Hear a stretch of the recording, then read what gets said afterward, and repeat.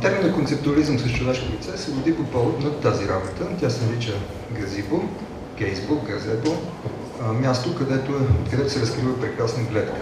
Направена е лятото на 1996 година, природна среда, в работа с местни фермери, с много физически труд по реконструкцията на две двойки киностолове. На откриването обаче веднага бях разпознат като концептуалист от директора на местното констрале в Кремс, господин Волган Денк. Аз си казах, че това е крайно нечестно. Как така работих цял месец и може да се окажа концептуалист. Чувал съм, че концептуализма не е свързан с много труд. Това някакси е изкуство на идеите. След което обаче господин Денк разви своята собствена идея и каза, че в днешно време, това е 96 година, основното нещо, което ние гледаме в концептуализма, е той да е добре направен. И той каза Денк, тази работа е eine gute gemacht. Значи много добре направена, което за мен е някакси ме успокои, реши нещата, но кратко време след това се оказа, че работата не е чак толкова проста. Ако се гледа от гледната точка на Младен Стилинович, класически концептуалист от бивша Югославия, от Хърватска, аз станах западен художник. В едно свое произведение от 1978 година, което виждате тук, художник по време на работа, където той се заснема в състояние на сън, той концепира мързела като неизменна част от изкуството. И концепира освен това разликата между западния и източния художник, казвайки, че художниците на Запад не са мързеливи и поради това не са художници, ами някакви продуценти на нещо. Тяхната въвлеченост с неща, които нямат важност, като например продукция, промоция, галерийната система, музейната система, системата на съревнования, кой е пръв, кой е втори,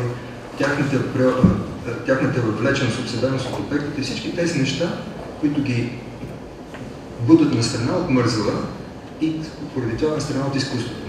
Така както първите са хартия, така и галерията не е нищо друго, освен една стая. Концептуализма започва с ето такъв тип неща, произведение на Джозеф Косот, наречено Един и три стола. Съществува в няколко различни варианта. Всеки един от тях е еднакво равностоен като оригинал и всеки един от тях е еднакво не чак толкова трудоемък за правене. Идеята, базисната идея на концептуализма във варианта на Джозеф Косот е: ние познаваме нещата и те си живеят с нас най-малко на три и в три контекста. На реалния обект, на изображението на обекта, било това фотография или по някакъв друг начин визуална символизация, и на ниво слово. Съответно, в тази работа имаме истински стол, снимка на стол и речниковата дума, обясняваща понятието стол от Уебстърс. Това са четиримата художници, с които се свързва началото на концептуализма в Америка. Отляво надясно Робърт Бари, Дъглас Хоблер, Джозеф Косот и Лоренс Винер. По време на един симпозиум, по-скоро конференция, модерирана от един от първите оратори и теоретици на концептуализма, Сет Сигелов, се задава въпроса за това, що възможно ли въобще, що е това изкуство без пространство. Лоренс Винер, който напоследък аз започнах да уважавам много повече, отколкото преди, дава отговора, че въобще няма начин нещо, което съществува в пространството, нещо, което съществува, въобще да съществува без пространство. Дори една идея съществува в някакво конкретно пространство, т.е. някакъв контекст. Джозеф Косот, от друга страна, казва, че когато говорим за изкуство, за пространство, става така, че художник, който използва пространство, го използва по някакъв концептуален важен начин. И това е единствено съществено толкова, доколкото е свързано и по начинът, по който е свързано с работата на самия художник. Тоест, въвежда се някаква изцяло функционална обвързаност между изкуството и пространството.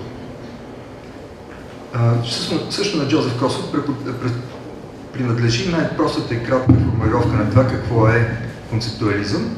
И аз съм преподавал не веднъж и дваж пред студенти. Изкуството е равно на идеята плюс-минус обекта. Обаче, процесът на преподаване, в случая 95-та година пред студенти от МБУ, на мен ми се стори, че нещата не са точно равни. Нещата могат да бъдат приблизително равни. И малко преди това, 91-2 година, в контекста на работа, която ако има време ще ви покажа по-късно, тя е показана един единствен път 92 година в София и след това не е показвана, може би най-концептуалната ми работа, почти изцяло текстова, се казва, че изкуството е приблизително равно на идеята плюс-минус обекта. И в тази именно приблизителност се появяват различни възможности за смислова, обектна, пространствена, контекстуална игра. Така, например, друга работа моя, свързана с столове. Въобще столовете са един от показателите, по които може да се разглежда нещо като принадлежащо или не към концептуализма, е използване върху корицата на последната най-нова книга на професор Антони Тодоров, политолог от МБУ. Използва се работата, която вие може би познавате от друга, да нарича се столове и символи, тук в инсталация на изложбата Кръв и мед, дело на куратора Харалд Цимън, за който ще стане дума пак по-късно, от Виена 2003 година. Негова е идеята да са стените червени, мои са изображенията в рамки. На монитора се вижда видеоинсталация, т.е. видеопрожекция от работи на Марина Абрамович. Девойката в дясно е Мариела Гемишева, която също участва в изложбата. Видео работите на Марина Абрамович, за тях ще стане дума по-нататък в лекцията. Тя е класически концептуален художник от Югославската школа. И аз бях много по-ласкан нещата да се в една и съща зала. Моята работа става дума за процес на самоидентификация. Значи как човек може да се идентифицира, като сяда в някаква група столове, които не са аранжирани анонимно, а по формата на някакви символи. Кръст или знака за женско-мъжко, или петолъчка, полумесец, формата на Йин-Янг, звездата на Давид, свастика, сърпичук и така нататък. Разбира се, в други работи съм стигнал до извода, че е една добра идея художника да има столове в своята инсталация, защото хората, които са изтощени, уморени и може би отвратени от съвременното изкуство, им се иска да поседнат в пространство, в което има столове. Това позволява, първо, разговори и второ, позволява това, че зрителят да прекара много повече време в твоето пространство, а не в това на твоя приятел или колега, съседен художник. Така, обаче, връщайки се към книгата, какво позволява такъв тип мислене във връзка с тези столове? Споменавал съм го и друг път, ще го повторя, защото искам да го направя официално това наблюдение. Когато се свързват изкуство и политика, са възможни всякакви наблюдения. Те може би не са концептуални, но са важни политически. Например, реших, че всички български правителства от 1989 година насам могат да бъдат привидяни през златните момичета на Нешка. Имаше правителства, които правиха съчетания с бухалки, правителства, които правиха съчетания с обръч и обръчи, правителства, които правиха съчетания с земя и правителства, които сега, последното, току-що паднало, правиха съчетания с ленти. На мен тук ми се вижда, че изкуството може да служи като някакъв вид метафоризация на реалността, въпреки че не съм сигурен дали това е концептуално или не нещо. Сега, друг вид употреба на стола като обект в изкуството, и то концептуална, макар и не концептуалистка, е в лицето на този художник Дейвид Хокнер, обикновено свързан с поп-арта, с реалистичен живопис, един гениален майстор, от който съм научил много. И в дясно виждате негова фотографска работа, третировка на стол, която е инспирирана от кубизма. Стола се разглежда от различни гледни точки, обикаля се с фотоапарата и по този начин като че ли си дава по-богата тримерна представа за него. Вляво виждате как той вижда майка си. Сега, в случая показвам, защото едно от нещата, които съм научил от майката на Дейвид Хокнер, през неговите уста в една книга с негови спомени, е какво е за нещо свързано изключително съществено с концептуализма. Обратно на това, което може би си мислите, основният въпрос при концептуализма, както и в съвременното изкуство, е за качество. Този въпрос не е решен до ден днешен, но майката на Дейвид Хокнер веднъж в края на 70-те години попада в средата на един дебат. В галерията Тейт има изложба на нови постъпления и за тази работа в дясно на Карл Андрей, художник свързан с течението на минимализъм, т.е. минимализъм, минимални форми се използват, за да се гради някаква форма, някаква инсталация.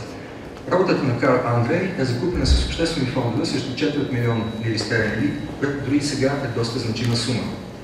Хората си задават въпроса, защо тези две редици, два слоя тухли, които може да си купи всеки един да ги подреди по този начин, или по някакъв друг, защо това трябва да струва точно толкова много пари?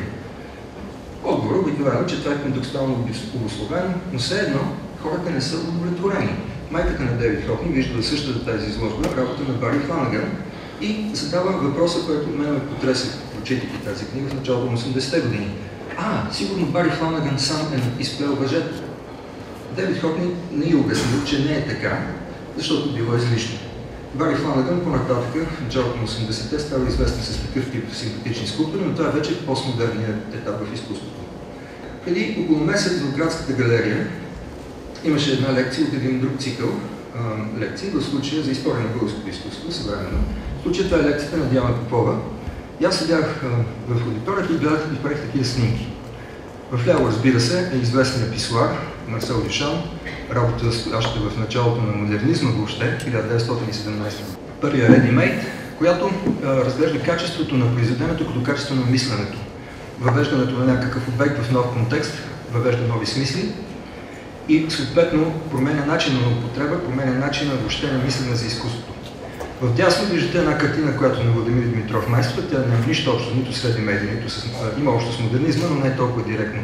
Все едно, когато си се поставих силуета на формата на главата на отделяща фигура от фон, се оказа, че усещането за хармония на формата е горе-долу същото.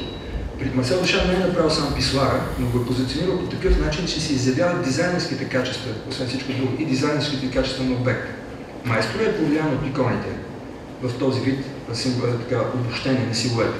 Ето тук вече се напипва, може би, нещо, което има нещо общо с качество.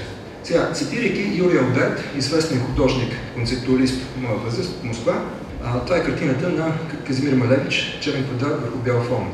Първата супрематистка композиция в началото на модерното изкуство, горе-долу същото време, както и Дюшан писуара, 1913-15, там някъде, която визира точно минималните форми, търсейки една максимална трансцендентност, търсейки като че ли с малко да каже всичко. Юрий Алберт, по повод на тази картина на Малевич, казва следното нещо. Ами вика, чула съм много хора, всички на практика казват, и детето ми може така, и детето ми може да нарисува такъв квадрат. Но не съм чувал никой, който да казва, мога да нарисувам по-добре този квадрат. Когато може да се рисува тяло, човешко, пейзаж, можем да мислим за по-добре или по-лошо рисуване. Но когато нещата стигнат до там, че се говори повече за езика на изкуството, отколкото за това, което се гледа с този език и как той се употребява, то тогава работа става доста по-сложна.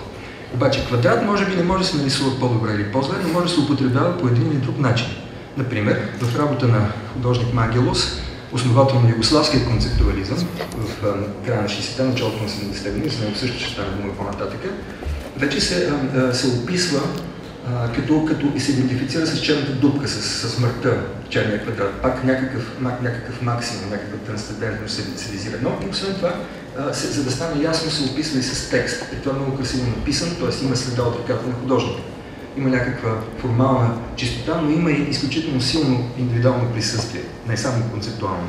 Така, между другото, Мангелос е член на групата Горгона, която е публикувала няколко броя списания концептуални.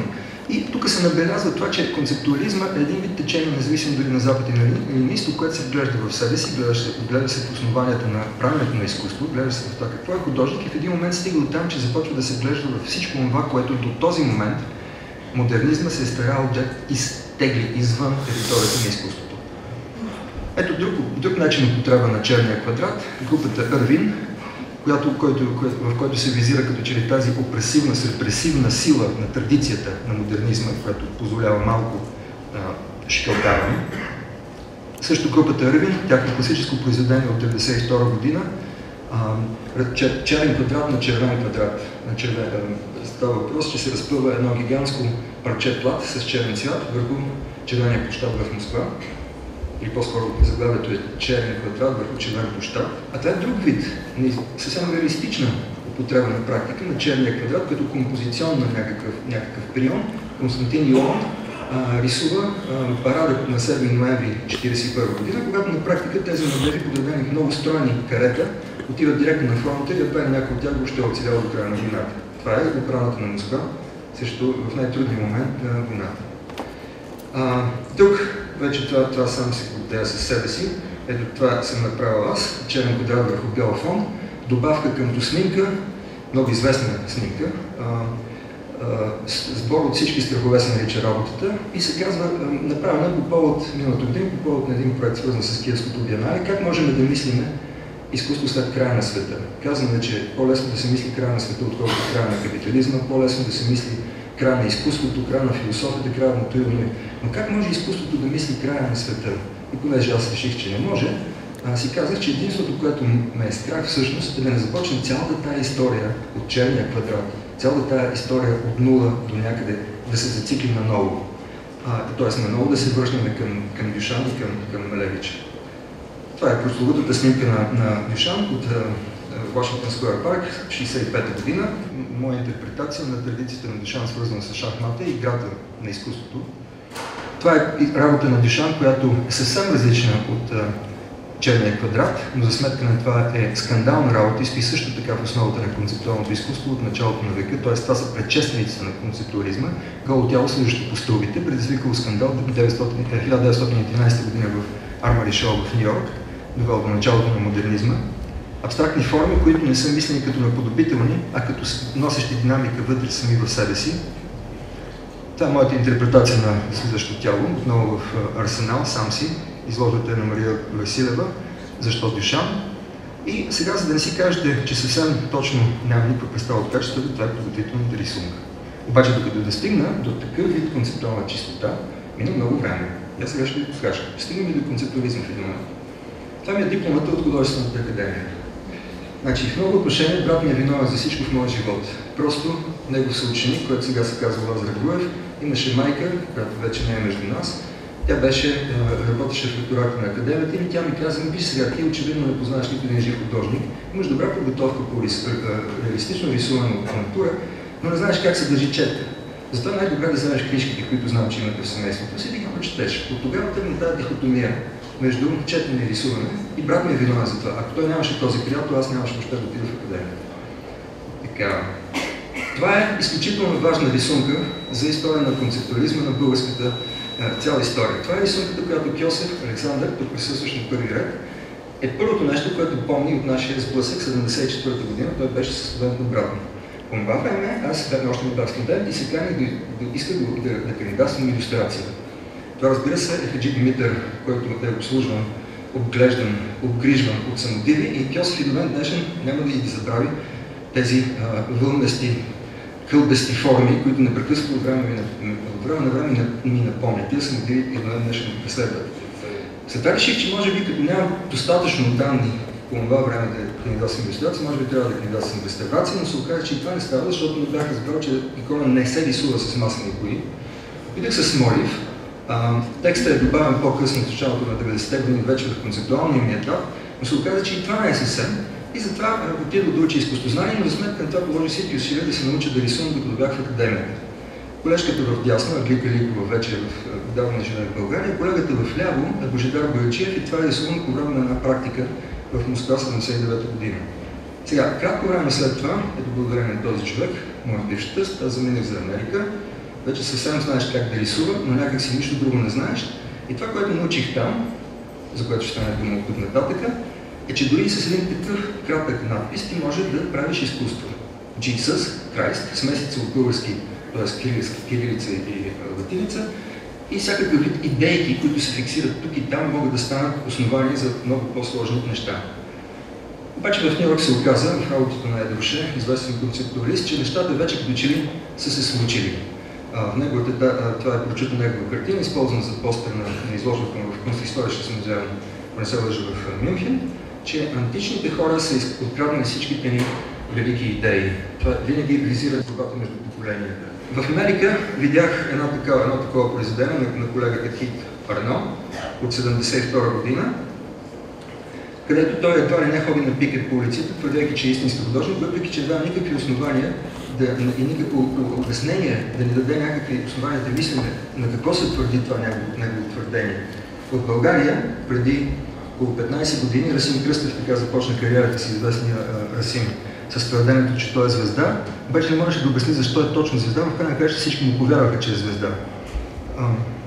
Така, и някак си искам да зацикля нещата след Газибо, да покажа каква е една концептуална работа на Хироши Сугимото, свързана с киното. Започнах с киноситуация, гледаш природата като на кино, гледаш нищото като на кино. Това е идеята на Хироши Сугимото, японски художник, от дълго време живее в Америка, един от най-гениалните представители на концептуалната фотография.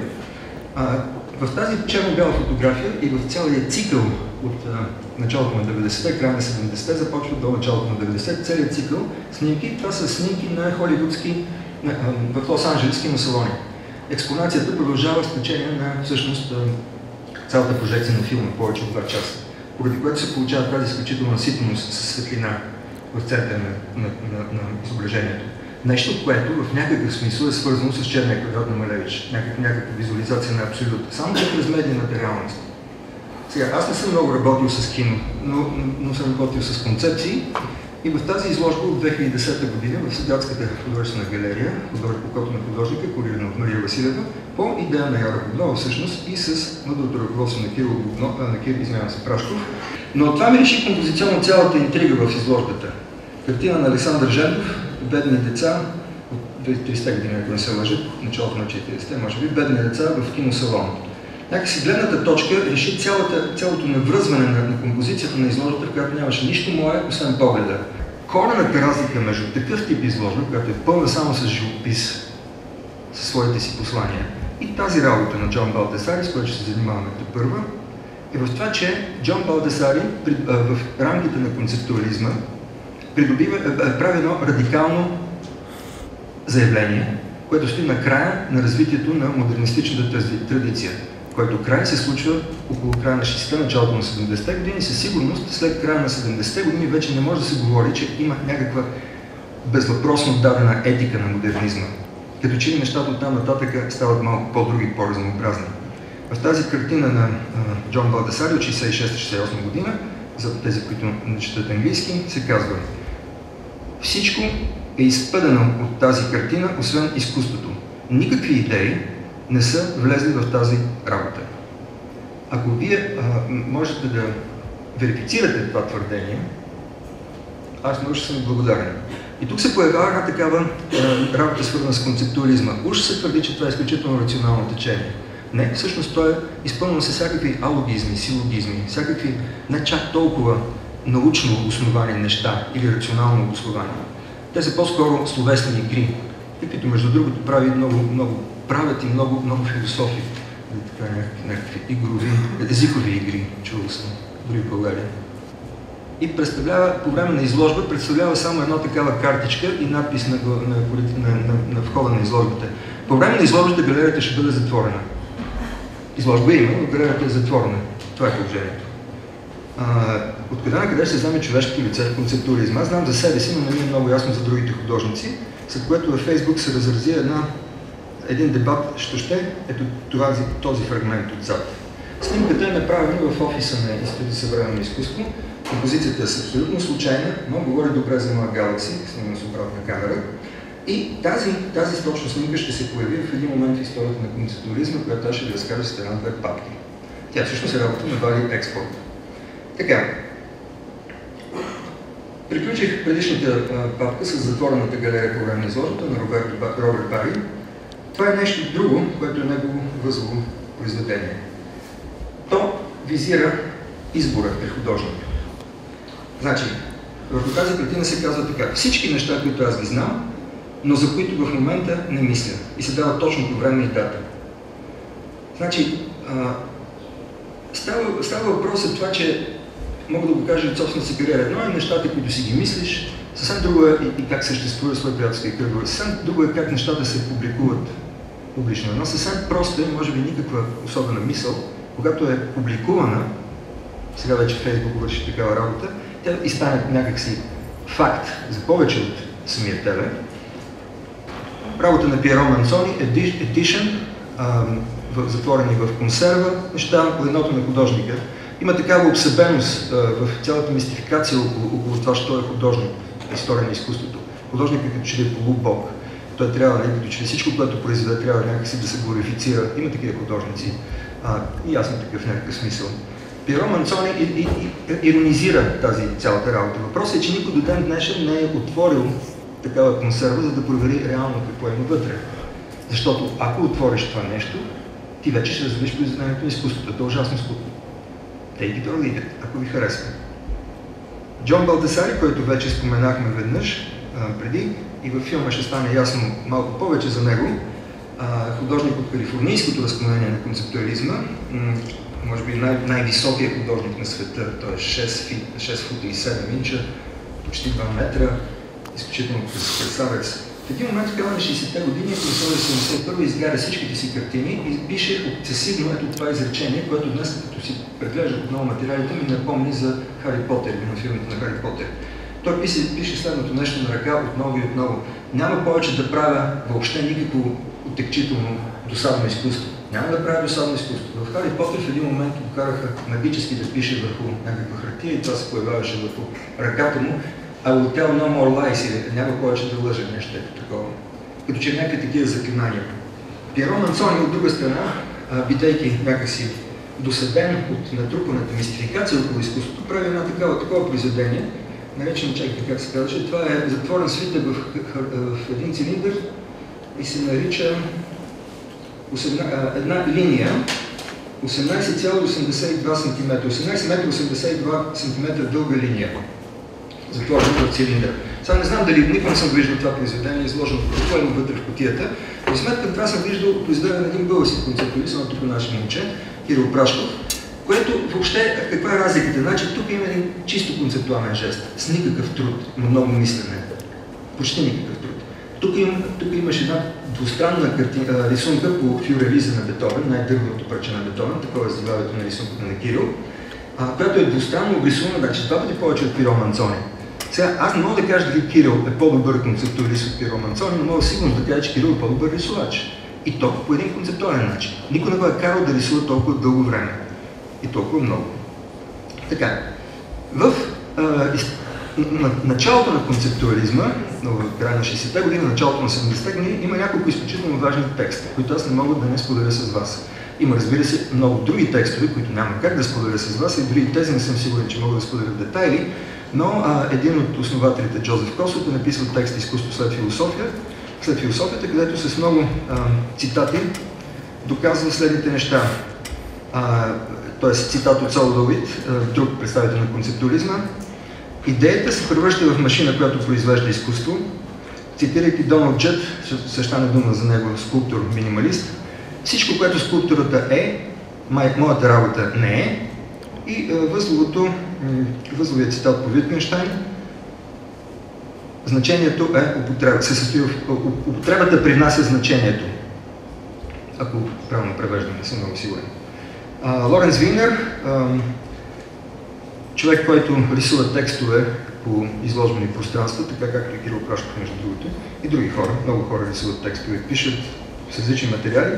Лоренс Винер направи 1968 година една такава декларация за намерение, която се опитам да преведа сега пред вас. Признавам, че нямах много време да го направя. Художникът би могъл да създаде произведението.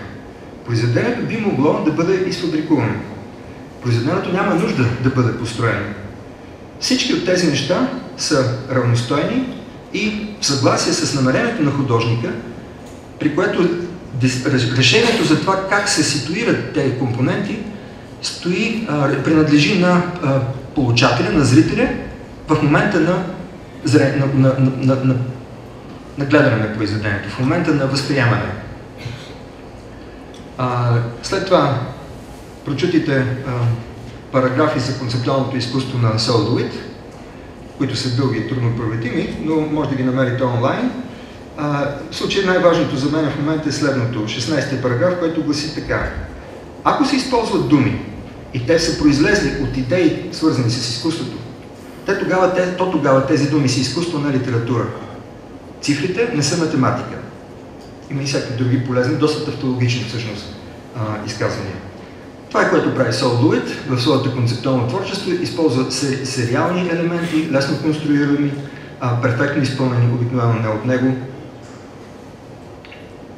Този вид рисунки или графики или изображения върху стена се произвеждат в резултат на точно системно описване какви линии с какви цветни моливи трябва да се произведат, в каква посока, в колко квадратчета. И съответно, оригинал на произведението, значи материалният продукт е нещо, което е тиражирано. То може или не може да бъде, но може и да не бъде колекционирано. Оригиналът се състои в сертификата, където се описва абсолютно подробно какво точно се състои цялата тази далавера, какви неща трябва да се изпълнят, и тук, за да се стигне на завършено произведение, публикувано произведение, след което се появяват, това е нещо много удобно за възрастен художник, се появяват група и групи, тълпи млади изпълнители и ти въобще не трябва да се тревожиш особено много. Но в същото време те изпълняват безумно красивите късни произведения на солодовите. Тези цветни, можем да ги наречем живопис върху стена, тези форми, които преобръщат представата за пространство на практика. За разликата между двумерно и тримерно пространство. Така. Това са инсталациите, които прави Лоренс Винер, излагайки текстове в пространство, които са силогизми, някакви неологизми, силогизми, неща, които се стараят да преобърнат смисъла. Те са много мъдри и неговата способност да оцелява през времето, за разлика от Джозеф Косов, да кажем, който сега просто мисля, че е загубил доста голяма част от актуалността си. Той прави прекрасни публични поръчки, много красиви, много концептуално, няма кой знае каква важно. Соловете покойни. Лоренс Винер е непрекъснато канен, правят се изложби, интереса към неговото творчество се повишава. Именно за това, защото не може лесно да се класифицира смисъла, който произвежда с думите. Ето по този начин тази декларация за намерение се излага много често в изложени пространства.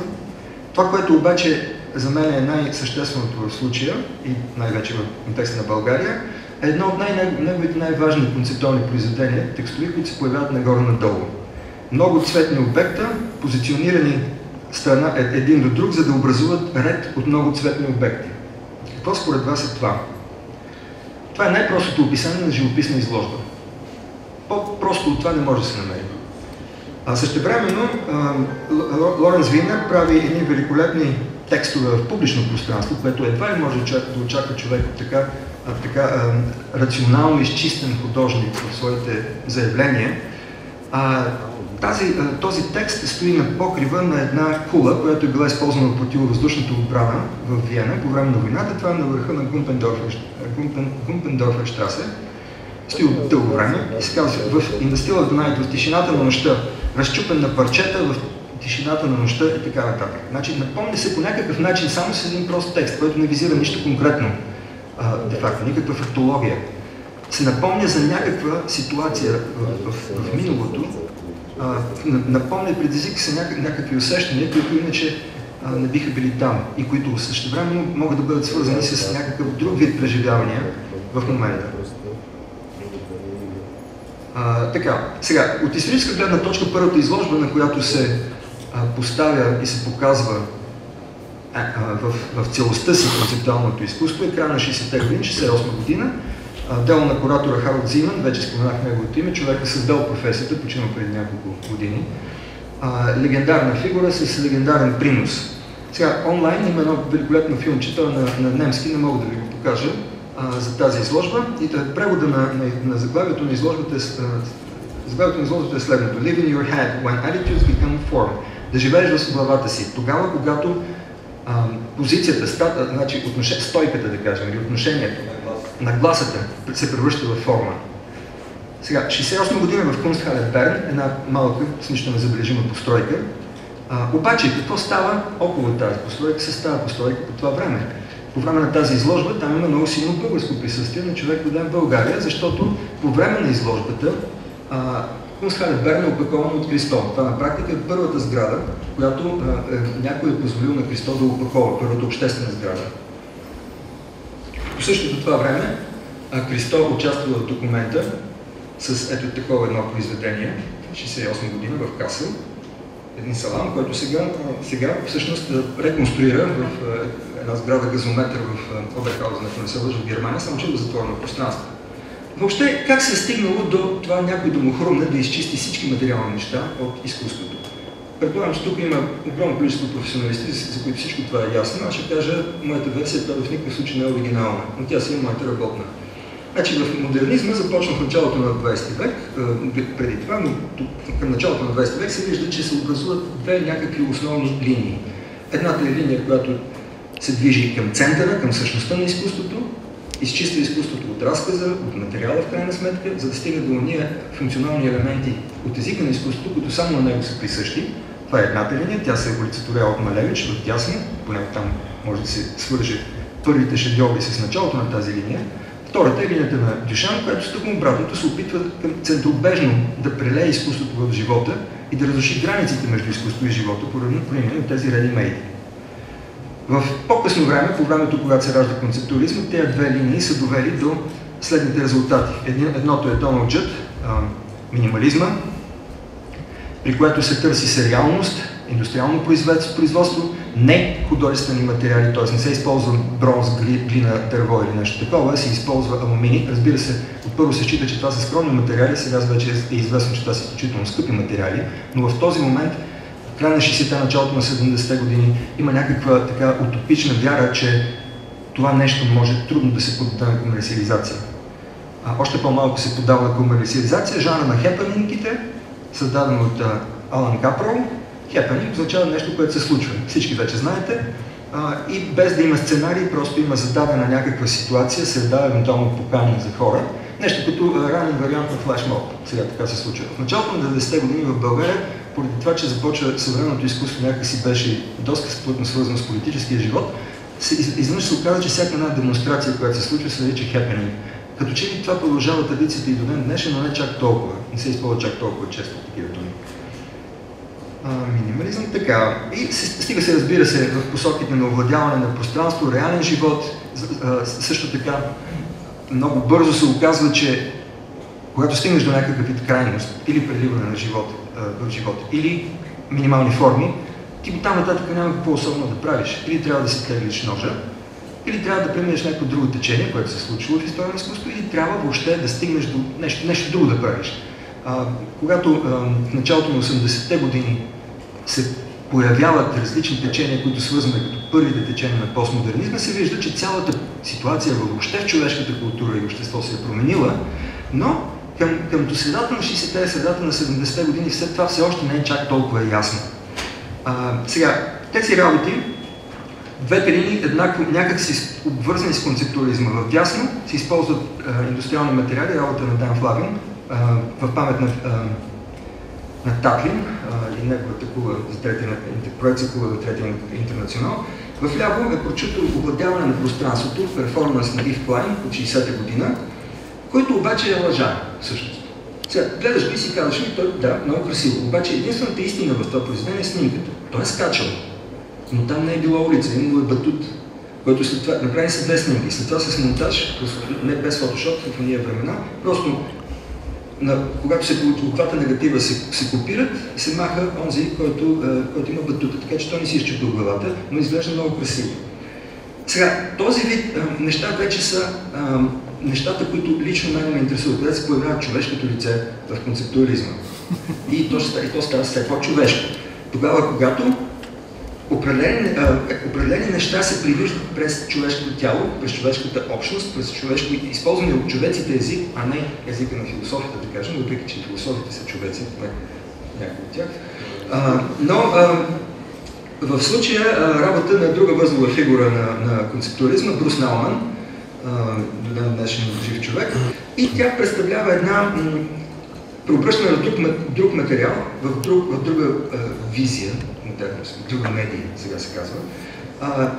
Water Fountain на Марсел Душан. На английски писуара се нарича Water Fountain, т.е. фонтан вода. И всъщност Брус Науман преобръща едно нещо, което е било обект и слово го преобръща в перформанс. Сега, аз самия съм се опитал да правя такива неща. Исках да ви покажа, намерих тази тази салфетка, докато ровирах и сканирах нещата. Това е записки, подготовка за един фестивал в 1994 година пролетта, непосредствено преди изложбата в търсене на отражението си в Пловдив, от пролетта на 1994 година, курирана от Яра Бубнова. Фестивалът в редакцията на вестник Антени тогавашни беше организиран от Даниела Ненова. И аз бях обещал да направя няколко перформанса. Те бяха точно перформанси, свързани с това да превръщаш словото в действие. Значи, идеята беше, като предупреждавам, че трябваше да се раздава думата, т.е. дава дума на определени хора. Опънах Нетко, застанах зад него, разпънах така за ръцете и някой трябваше да му удари с ток на женска обувка, но възловото нещо, което в Пловдив трябваше да се случи, беше да се теглят майни. И за тази цел трябваше да има там едно кантарче и да ходим да тегляме майни. Но не си спомням дали това се случи или не, но такива неща са възможни. Вече в обект превърнато от слово в обект произведение, работа на Брус Науман много, това е отливка на част от тялото на художника, онази зона от устата до ръката, която на практика буквализира английския израз from hand to mouth. Тоест, на български това означава, каквото спечелиш, ти стига единствено само за да изхранваш семейството си, за нищо повече. В такъв вид превръщане на концепцията в обект може да се види началото на творчеството на Гилбърт и Джордж, тази двойка художници от Англия. Това е тяхната прочута идея за живата човешка скулптура, която, разбира се, има своите прецеденти по площадите на различни световни градове, но те превръщат това нещо като своя художествена дейност. Това е с което те започват, с един вид въвеждане на концептуално ниво на езика на само обидата, само дефинирането. Джордж Путката и Гилбърт Леното. Те са семейства, нали? Опитва се да имат деца от това време, може би вече са престанали, не знам. Но... Така, сега вече са известни с този вид, с размери на стенописи, фотографски композиции, сега вече много по-цветни, но започват едни чисто концептуални акции на вглеждането в собственото си тяло като публичен факт, като скулптура. Art and Language, език, т.е. изкуство и език, английската група лидер на концептуализма, и те пък се занимават с онази спомената в случая с Горгона и с Мангелос специфика на концептуализма, това вглеждане в езика и в собственото аз. Тоест, работата се нарича неозаглавена картина от 65 години и представлява нещо друго, освен снимка на огледало, в което се вижда рефлексия на работа на Лучо Фонтана. Тази огледално. Сега тук показвам тази картина, художници концептуални рисуват, това не е работа на Нетко, но цветово си прилича тази работа на Ед Рушей, художника, с който твърдеше, че античните хора са откраднали всичките ни велики идеи. И Ед Рушей от Калифорния е направил няколко изключително важни неща за превръщането на концептуализма от просто течение, стоящо в края на модернизма, в един идиом, който има приложение във всякакви контексти, в един вид дава глобално използваеми инструменти за художниците. Това е негова снимка, че когато започва да става сериозен художник, приключват колежните му дни. Най-важното, което според мен е направил Ед Рушей, е това да направи художническата книга, да въведе жанра на художническата книга в края на модернизма, като прави фотографски цикли. Значи, най-известните му книги са всички сгради по продължение на Sunset Strip. Това е част от Санта Моника булевард в Санта Моника, което е част от Лос-Анджелес, голямият конгломерат на Лос-Анджелес. Sunset Strip, това е булеварда на залеза, на български се превежда, има и такъв филм. Съответно, фотографията, която тогава изглежда изключително антихудожествена, сега вече изглежда като страхотно естетска, 40-50 години по-късно. Но тогава това изглежда като някакво вманиачаване на рефлексия върху реалността, вманиачена, рефлектиране върху реалността. Всяка една сграда, или в случая 26 бензиностанции в Калифорния, някакво разчленяване на действителността, която съществува в комплексни форми, обвързани помежду си, изведнъж идва художник, който започва да изолира някакви елементи от тази реалност, с цел да ни зададе въпроса за това как точно се конструира тази реалност. Има нещо безкрайно монтажно-демонтажно в такъв тип процедури. Значи Бернтън и Хила Бехер, това е нещо като германски вариант, те гледат различни хули, различни инженерни съоръжения. И това е, което е направил Ед Рушей, между другото. Значи един речник, това може би края на концептуализма в някакъв смисъл. И след това същия този речник, като е отворен, се вижда, че той е с празни страници. Това може би е мечтата на всеки един кандидат, аспирант, кандидат, докторант и така нататък. Друг вид деконструкция, поставяне на съмнение на собственият инструмент, езика. Предполага се, че език е инструмент на концептуализма. Някои от художниците на концептуализма, бидейки верни на своята ориентация и действия, започват да поставят под съмнение собственото това, което се счита, че е тяхното основание за съществуване.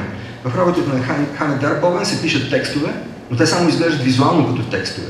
Те просто няма нищо в тях. Разбирате ли?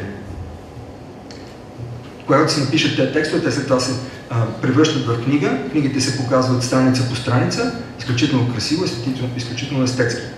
И съответно в един момент се оказва, че отново в работата на Ед Рушей, вече края на 70-те години, че се налага да се задават въпроси към институцията. Не, веднъж вече сме разградили това какво е класическото изкуство, но някакси въобще не може да се избегне поначало институционализацията на каквото и да било. В тази живопис не искам никаква ретроспектива. Той казва нещо, което на практика крайно от мен. Всеки художник иска ретроспектива. Колкото по-рано, толкова по-добре. По-лоши неща, той обаче не иска. Никой не го слуша, правят му ретроспективи. В работите на Марсел Бродерс картините се превръщат в описване на цветовете с цифри и с номера. Или разграфяването на действителността по-нататък преминава в действие, в мислене за това какво е музея. Дали това е картината или опаковката, дали е обекта, който се държи вече вътре в него, или е сградата. Връщаме се към Брус Науман, човека с скулптурата, тази ръка с уста. Тази негова работа се нарича Mapping the Studio, картографиране на ателието. В продължение на 5,5 часа, да кажем, през нощта се позиционират security cameras, такива камери за сигурност в неговото ателие, които виждат инфрачервено, и да се види какъв е живота в ателието по време на през нощта. Когато тези прожекции се експонират в изложено пространство, зрителите имат възможност да сядат на столове, които се движат в празното пространство, и се получава една изключително такава вакуумна атмосфера, безкрайно интересно, защото почти нищо не се случва в тези видеа, освен от време на време някоя мишка да премине насам натам, или някоя котка нещо да направи, или някакво парче хартия да падне. Но това е уникален случай, в който зрителя може да усети нещо от атмосферата на едно художническо ателие. Съответно, тези видеа за по-голяма леснота на зрителите са изцяло описани, какво се случва във всяка една минута, въпреки че почти нищо не се случва. И така.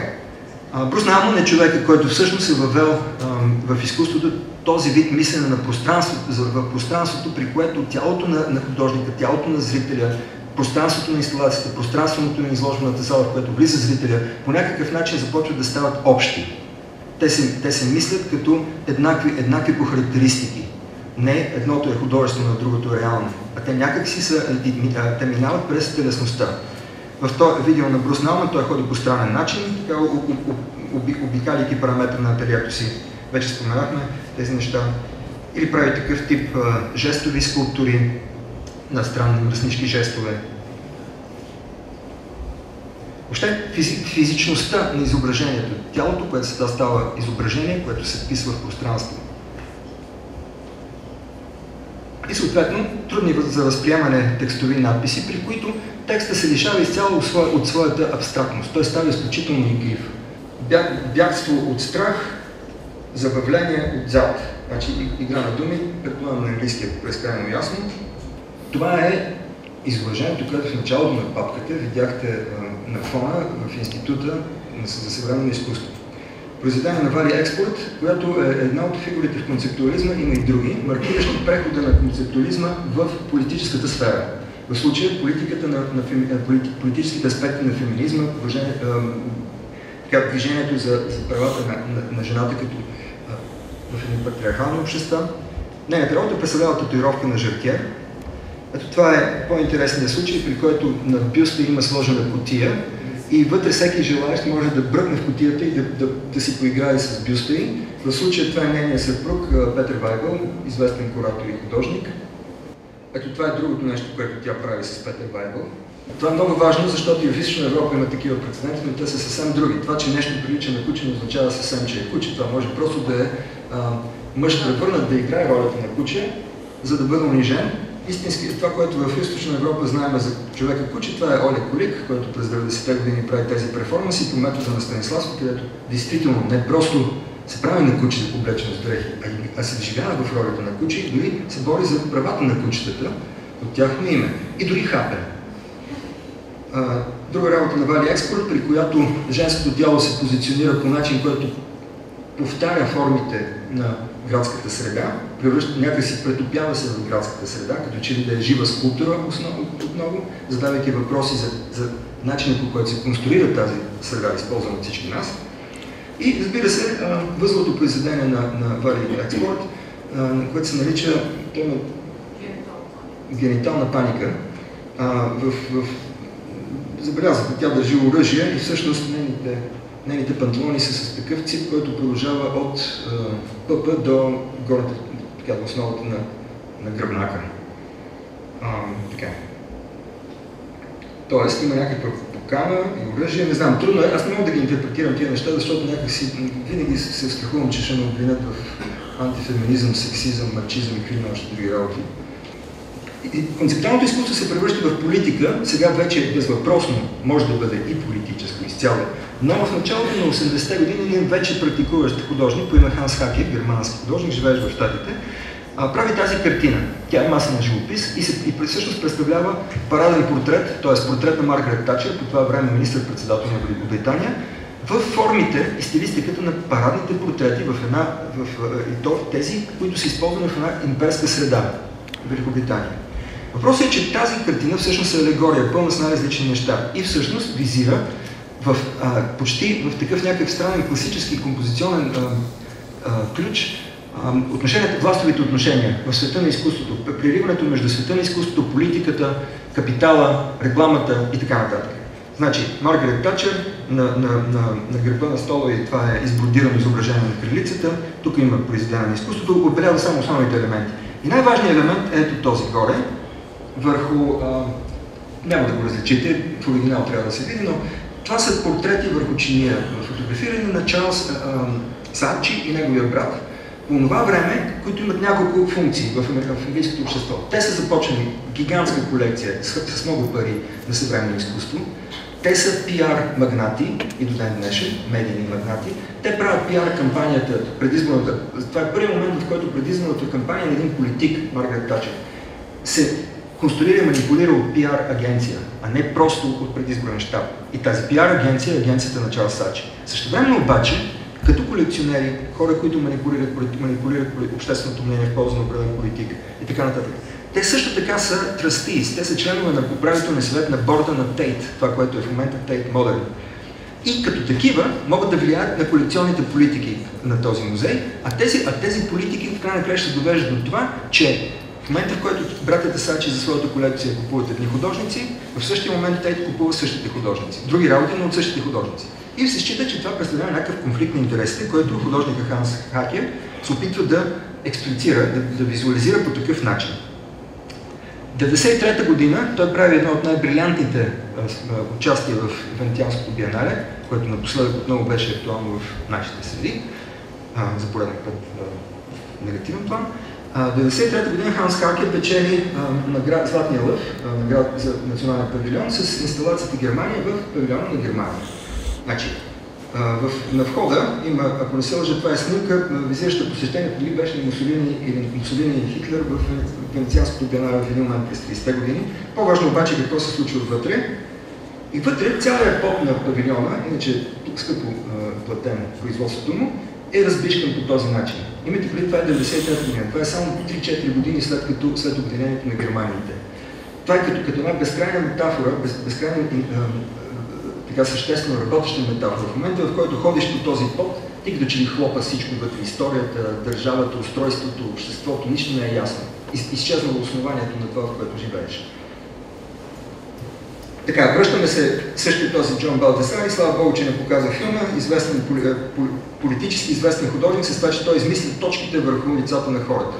В една медийна среда, в момента, в който анализираш лицето на човека, ти като че ли вършиш един изключително унизителен акт. Същевременно се появяват други възможности за интерпретация. В тази негова снимка от 90-та година, тя се нарича две високи сгради със своите нарушения, двама свидетели, червено и зелено. Това е 90-та година. Ако ние не знаехме, че това е концептуален художник, бихме помислили, че това е човек, който е вдъхновен Бил Ладен и е дал идеята за разрушаване на Световния търговски център. Защото сградите долу, в долната част, са Световния търговски център в момент на разруха, бомба и нещо такова. Тоест, това е моментът, в който концептуализма вече дори е престанал да се занимава, т.е. един концептуален художник, а не концептуализма като течение. Той е престанал да се занимава със своето основание, той гледа само навънка към света. Това е моментът, в който човешкото лице е някакси валидно за всички останали.